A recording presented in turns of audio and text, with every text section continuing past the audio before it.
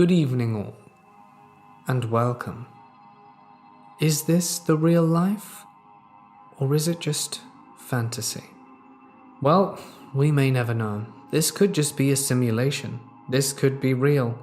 But what's undeniable is that strange things happen that we cannot explain. So it's time to get comfortable, check your reality, and let the darkness take control.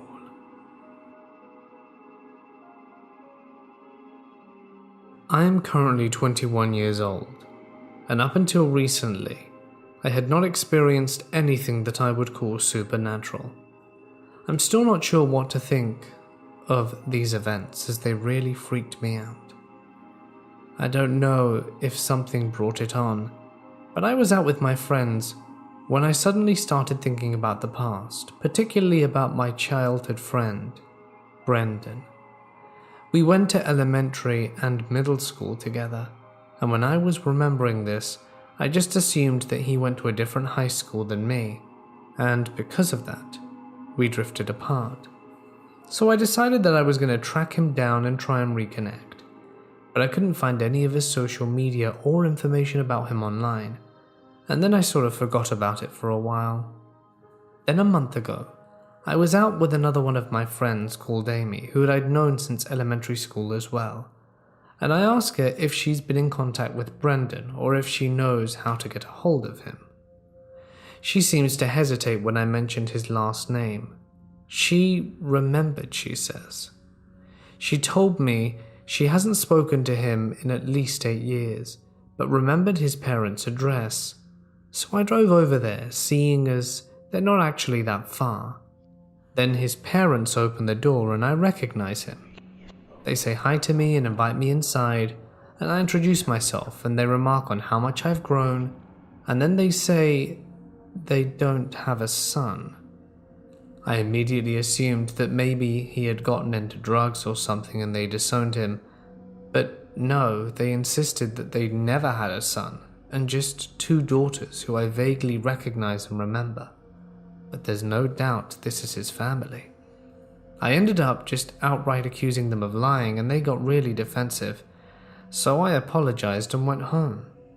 I don't think I got the wrong house. I recognized them and they recognized me, but regardless, I phoned Amy and told her what happened, and asked her if she was sure that was their address. I stopped thinking about it for a little while until 2 weeks ago. Amy texted me saying he wasn't in any of her yearbooks, and sure as hell I checked mine and he wasn't there.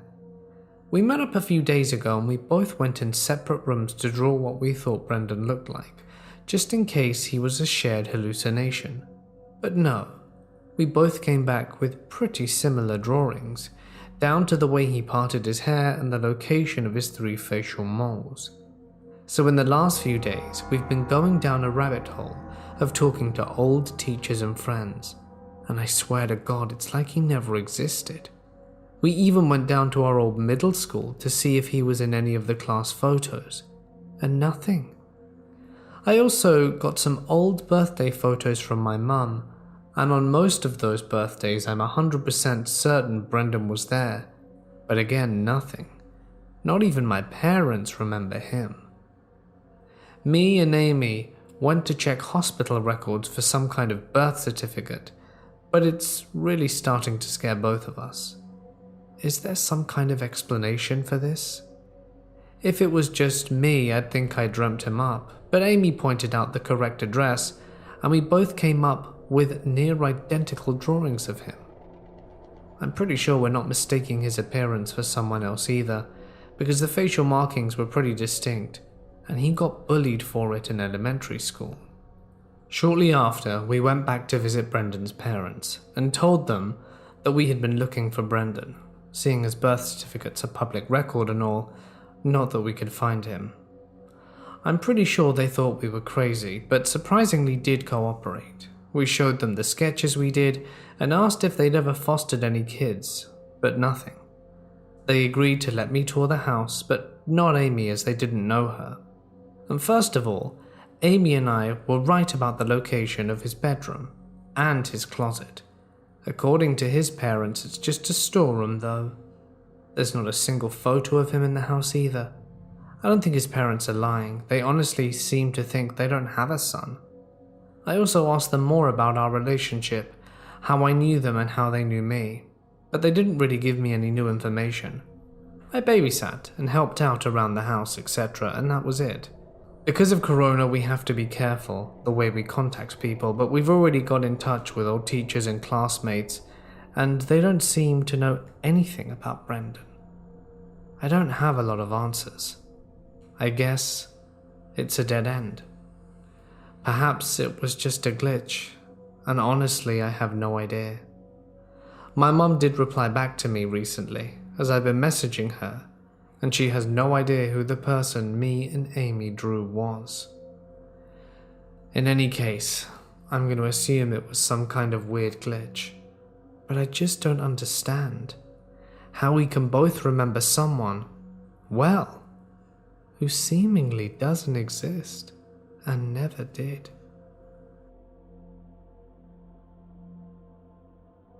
This story was relayed to me by a colleague and friend.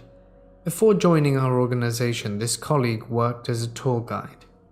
At the time of this story, he worked for a tour company that specialized in Japanese and Korean tourists, and he was assigned to work the trips going to the east coast of Peninsular Malaysia. It should be noted that there is now a major highway that links the east coast and the west coast, but at the time the highway was in the process of being built, and while most of the highways were intact, there were still stretches where you would need to take the trunk roads through towns and villages before rejoining it some miles ahead. He was supposed to meet a small group of Japanese tourists at the airport and escort them on their small bus to Kuantan, a major tourist town in the east coast, which was more than 4 hours away at the time. The weather was bad that night, and the plane was delayed. By the time they go on their way, it was already 9 p.m. A little more than an hour out of Kuala Lumpur, Malaysia's capital, a member of the little tour group asked my friend if there was somewhere they could stop to get something to eat, because he and the tour members were famished. My friend said he would do what he could. He then asked the same to the driver. This man was not the regular driver, he was standing in for the regular who had taken ill. So the driver said he didn't know, but he would look for an all-night place along their way. By that time they had reached a section of the highway that was under construction, thus they had to take the parallel road. They drove a little further when the driver and my friend saw an open-air restaurant which seemed to be quite lively, just after a small town they'd passed, so they stopped there. The tour group alighted and went about getting their refreshment.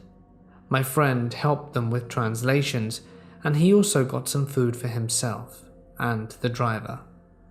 Less than an hour later, they were back on the bus and heading to Kuantan.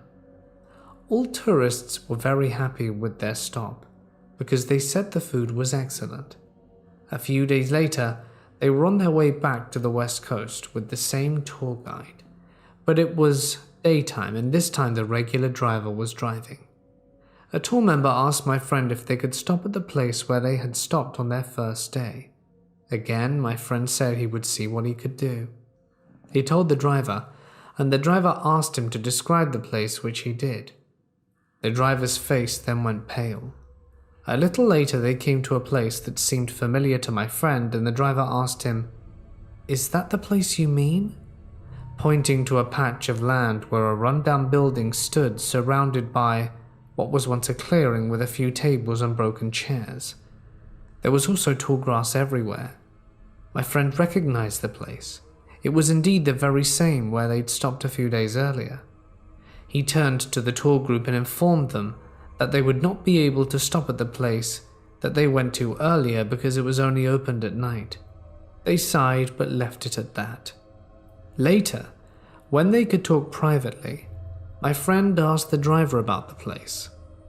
The driver informed him that the place had indeed been a restaurant with outdoor eating areas around it, but it had been abandoned for a year since something terrible happened there and the business went under.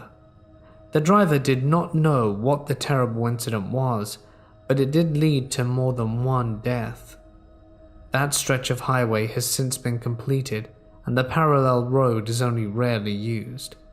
I've used that road once to see if I could find the place. I followed my friend's description, and I think I found it, but there were only the remains of an old building, with tall grass around it. Perhaps I should try going there at night, if only to see if the food was really that good. We were on holiday in Japan and walking near Mount Fuji. My son was 2.5 and running off a little bit in front of us as kids do when he turned a corner and went out of our sight. I hurried up to check the bend he was round and reached it just a few seconds after him. But he was vanished and was completely gone. I couldn't see him anywhere, so I panicked. I dropped my pack and set off at a dead sprint, traveling way more ground than he could have possibly done, worried that he'd been taken or wandered off the trail but couldn't find any sign of him. So I sent my wife to get help while I went to search. Back in Russia, I was SAR and good at tracking lost people, but there was nothing to show any direction he'd gone. The authorities came and searched, but couldn't find him either. Then 2 hours later he reappeared, in basically the same spot we lost him, happy, giggling and clean like he hadn't gone anywhere and just taken his previous step. To this day we have no explanation as to where he went. He was too little to describe it to us.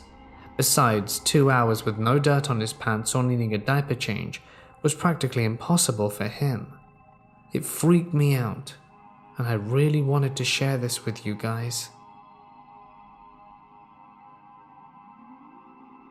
In the summer of 1993, I moved into an efficiency apartment in a high-rise building.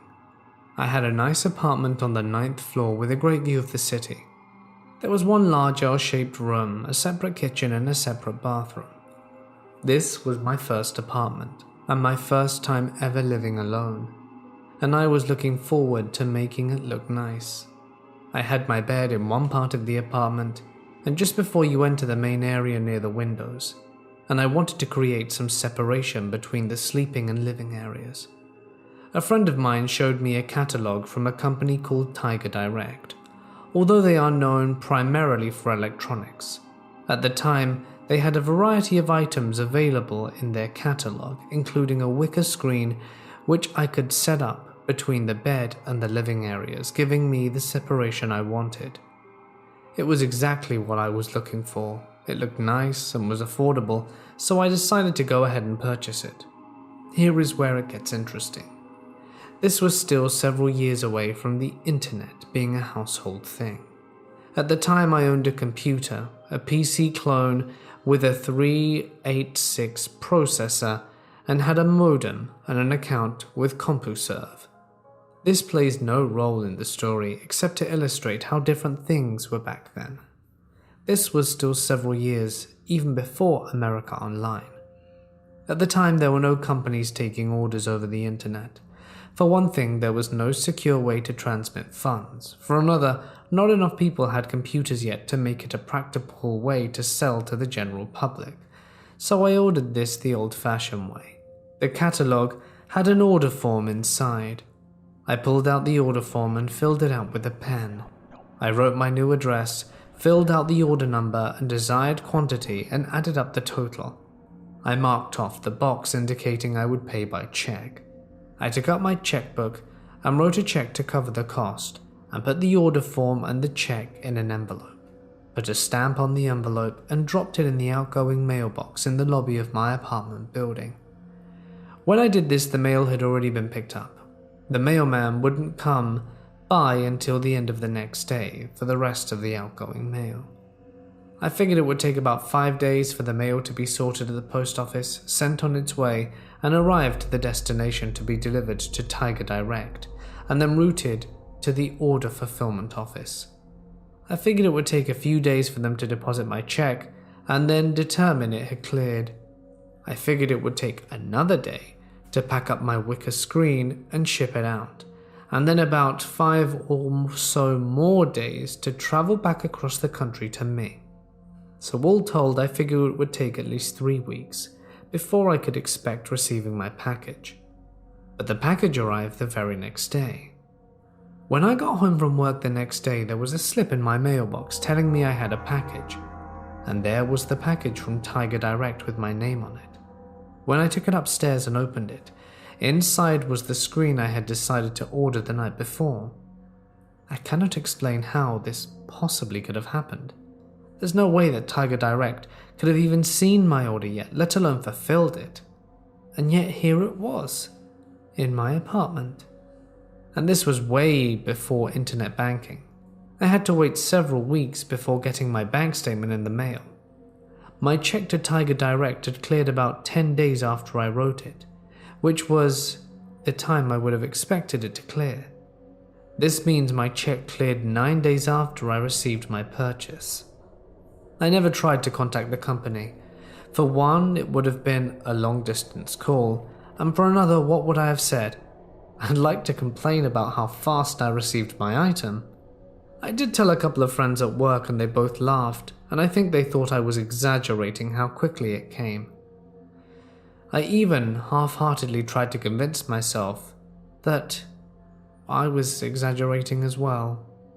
But I wasn't. I received a package in the mail before the company could have possibly known I had even ordered it, which meant they would have had to have sent it to me days before I even heard of Tiger Direct. And to this day, I have no explanation for how in the world this happened.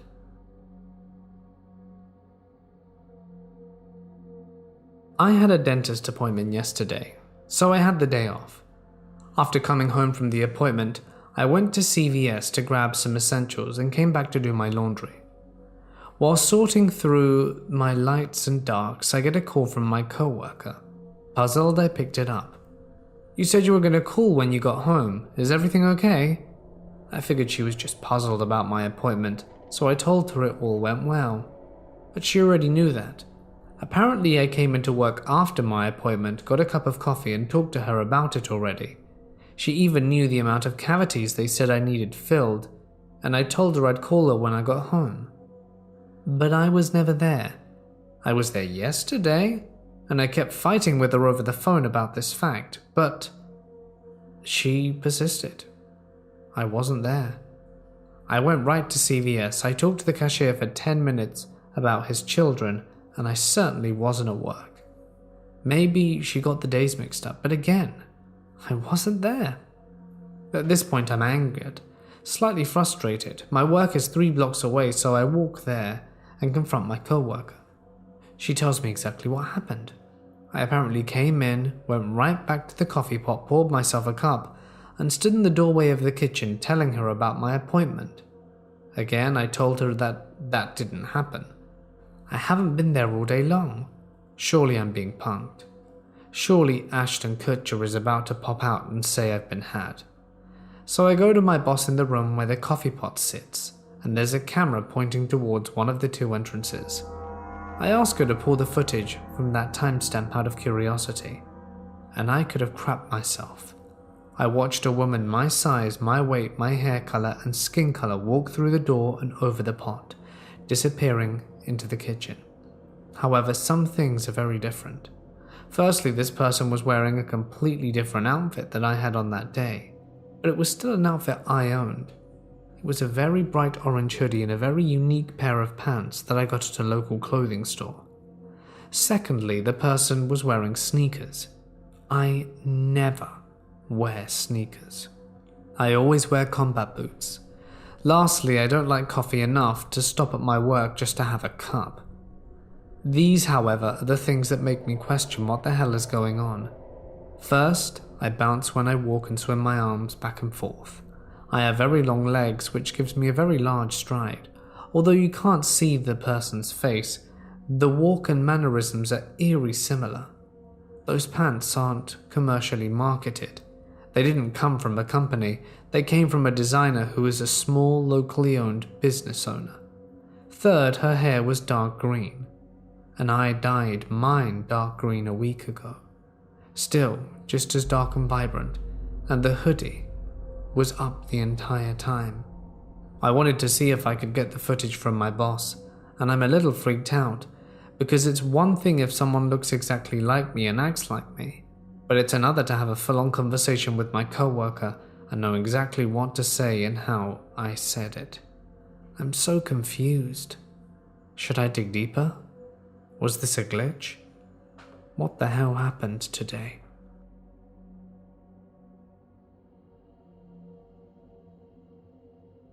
This happened a year ago.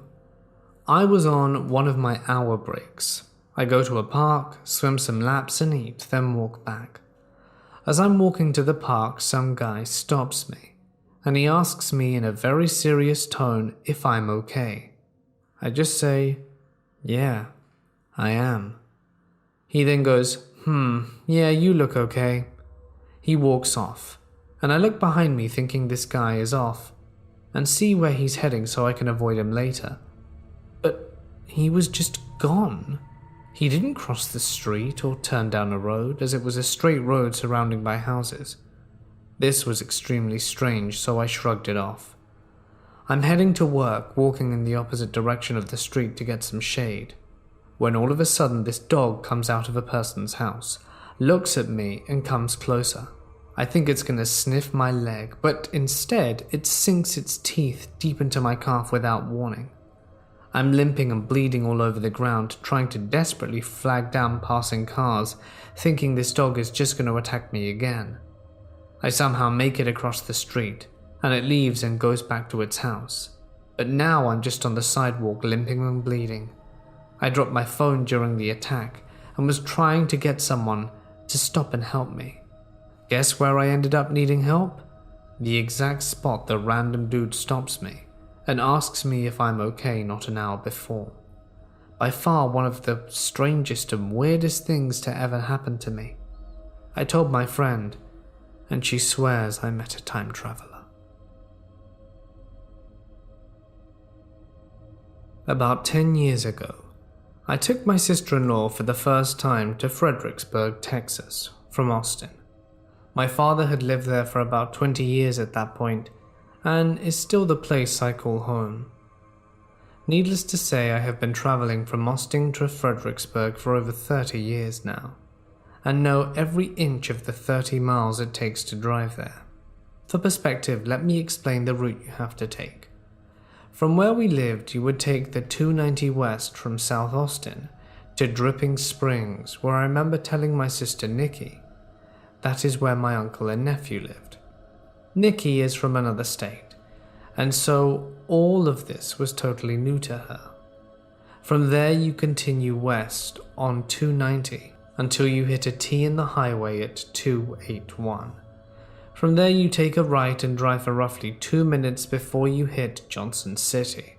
About a mile in, you turn left onto 290 west, which picks back up again and drives straight through downtown Johnson City. A few miles out from Johnson City is a tiny town called High, and then a few more miles down is Stonewall. It's another 15 miles from Stonewall to Fredericksburg. Now backing up, I remember hitting the Y at 290 and 281 because my husband had sent me a message and asked if I had gotten to Fredericksburg yet. I took my right on 290, as I have done hundreds of times, but after a few minutes I began to feel uneasy. I couldn't piece it, but something felt off. I felt like I couldn't get my bearings. Where was Johnson City, I thought? Shouldn't we be there by now? The longer we drove, the more weirded out I became, but I didn't say anything to Nikki. I just kept searching in front of me for the unforgettable neon Roadrunner sign you see when you first drive into Johnson City. It never came.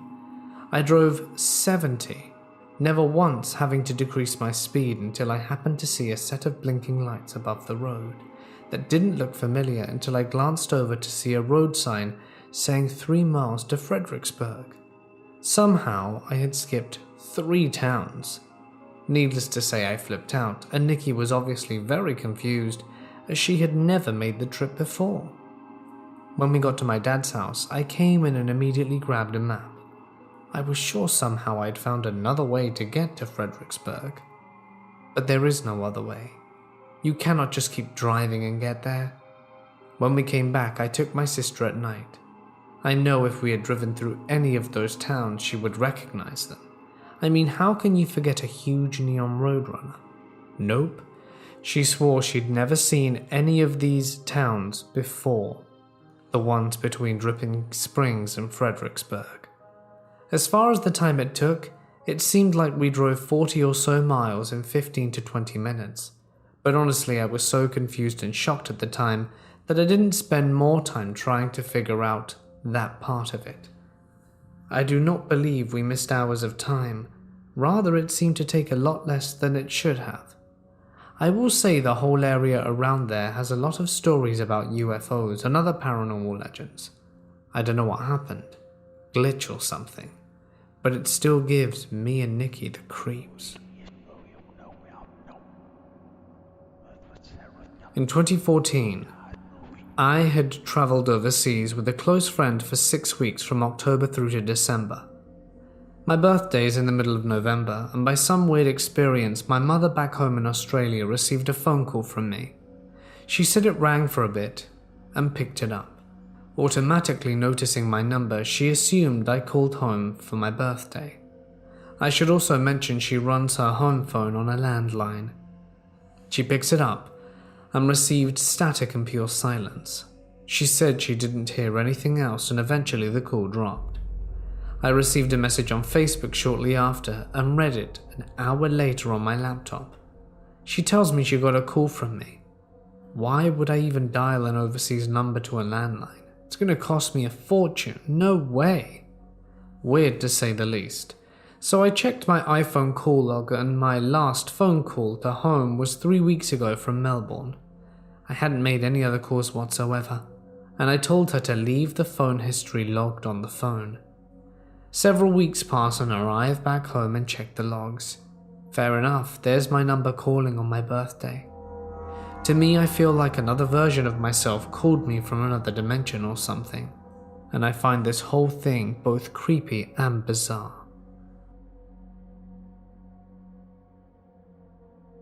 Me and my mum were once taking a walk through the deep woods behind our house.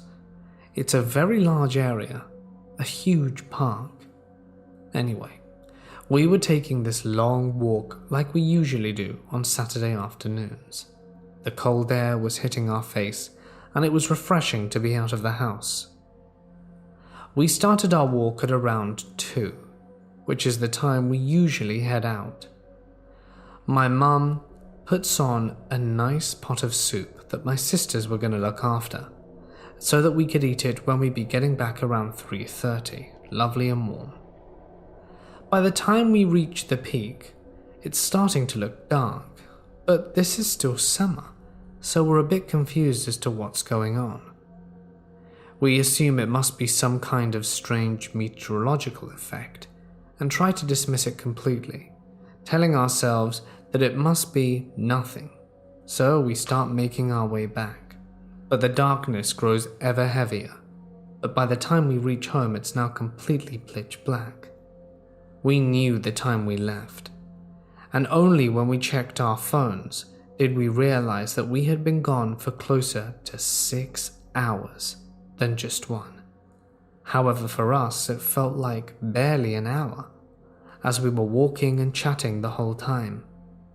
I want to point out that my mum has a TV show that she likes to watch at 7, so there's no way in the world we would have gone out anywhere near that time, as her risking watching her show is dangerous territory. We were so confused. My mum said that we should call the police, but we had no reason to really call them. What would we accuse what of? Nature stealing our time? We were both left flabbergasted, exhausted and confused as to what the hell had just happened to us. In some strange way, we felt kind of violated. What had taken our time? And how? My sister suggested it was the fairies. In any case, glitch, fairies, paranormal, whatever you want to call it. We were left very spooked and haven't gone for a walk since. I would like to start this story by introducing myself and my friends, to give you a brief description of my area, and so that you have a better picture for the story. My name is Dusty. I'm 21 years old, with brown hair and eyes. I'm fairly tall at 6'2", skinny, and I'm just your normal young guy. The girl I was talking to at the time was called Caitlin.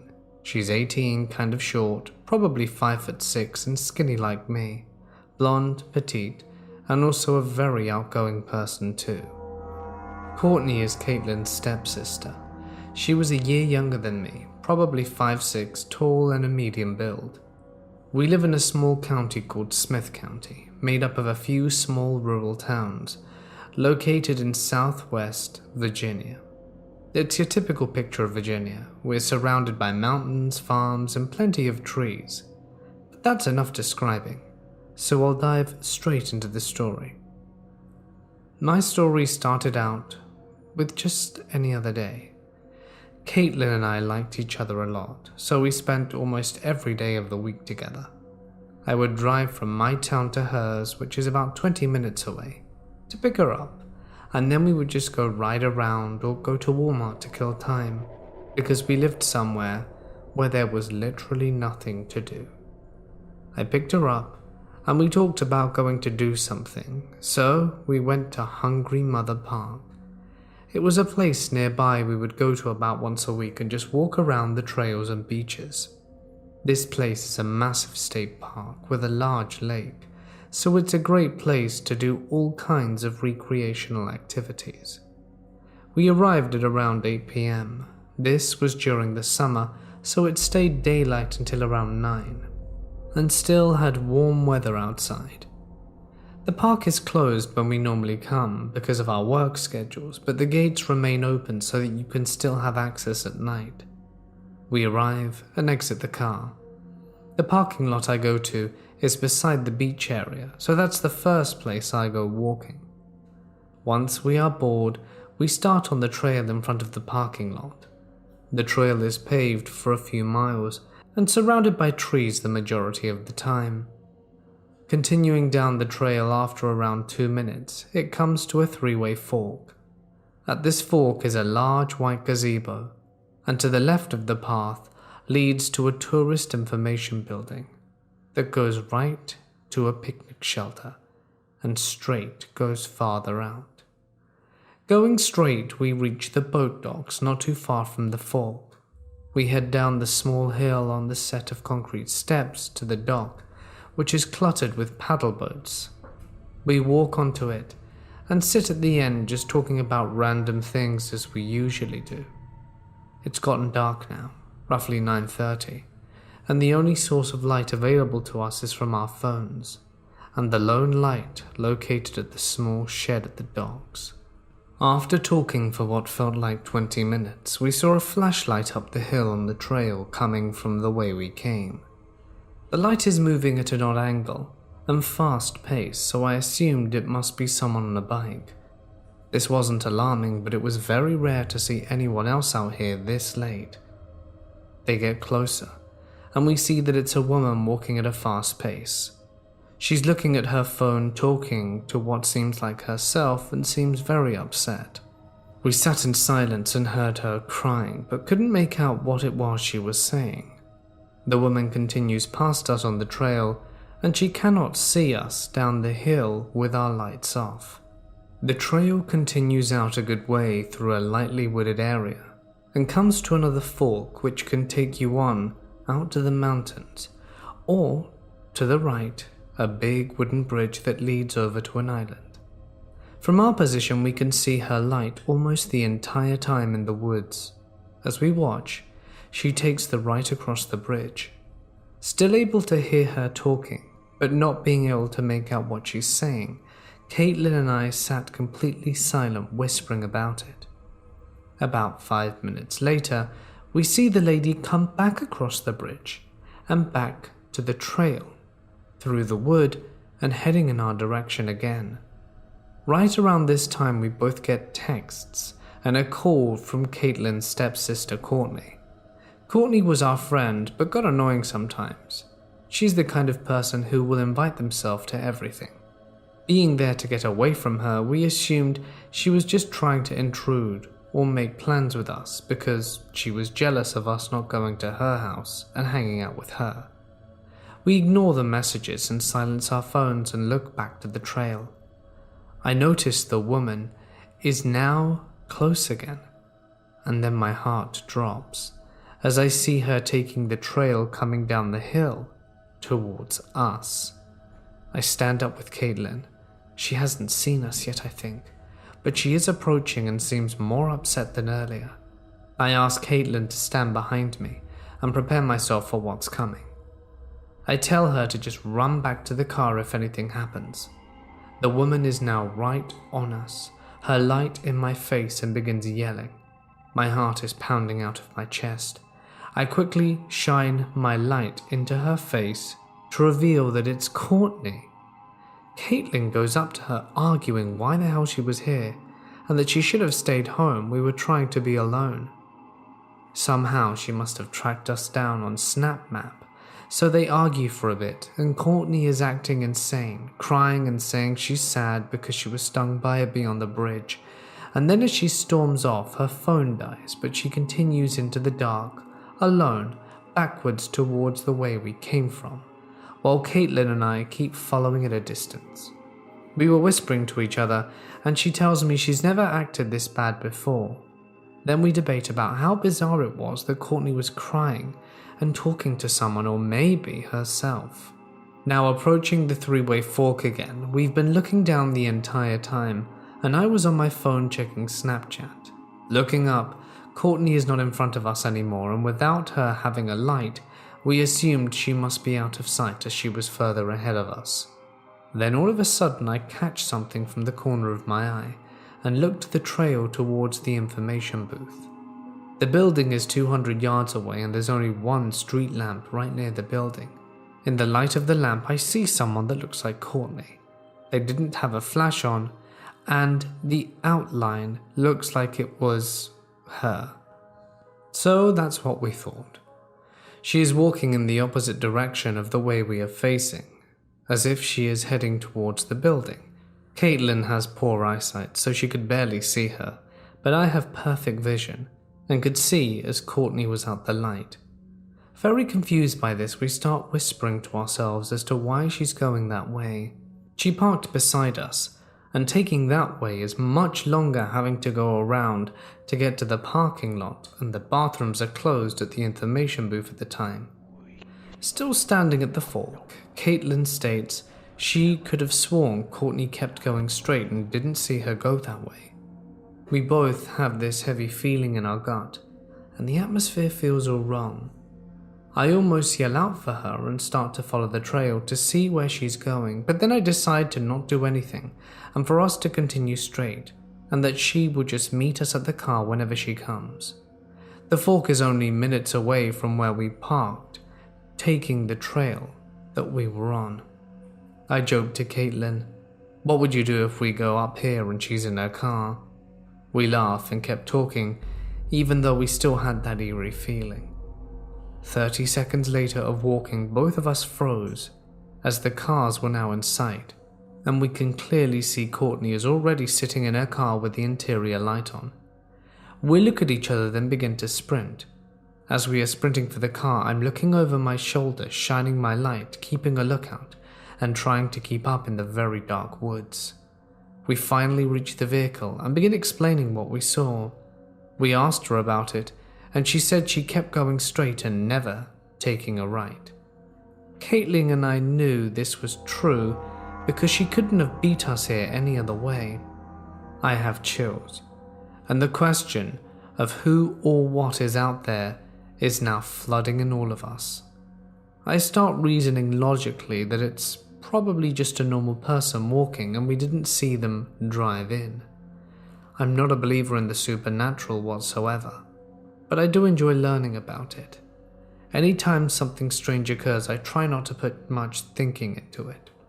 and after a few minutes of giving back our input and looking around on high alert, we decide it's best to leave. Courtney leaves in her car and Caitlin and I sit in my car for a few minutes rambling on about tonight's events. Then I get the idea to ride further down the road to see if we see anyone. Driving now, we never passed any vehicles or people, and there's only one exit, so we would have seen someone leaving. Driving past the information building to the side of it, I can see straight down the trail where we saw a person, but there's nothing. I pull into the parking lot at the building, circling around, with no cars or people in sight. The place is well lit enough with street lamps here and there for me to have clear visibility. We continue further into the park down the main road, checking every single parking lot. There was not a single vehicle or person, and the feeling of dread grew seeing that very empty lot. Leaving now, we talk about everything for hours, going over possible theories on what it could have been and how weird her stepsister was acting before. Like I said, I do not believe in the supernatural, but this opened me up a little bit more to the idea.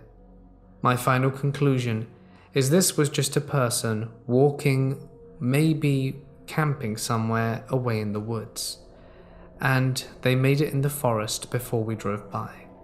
Them not having a light on and similar clothes must have been coincidences. Or perhaps it was a glitch, and we were seeing Courtney's actions in another universe.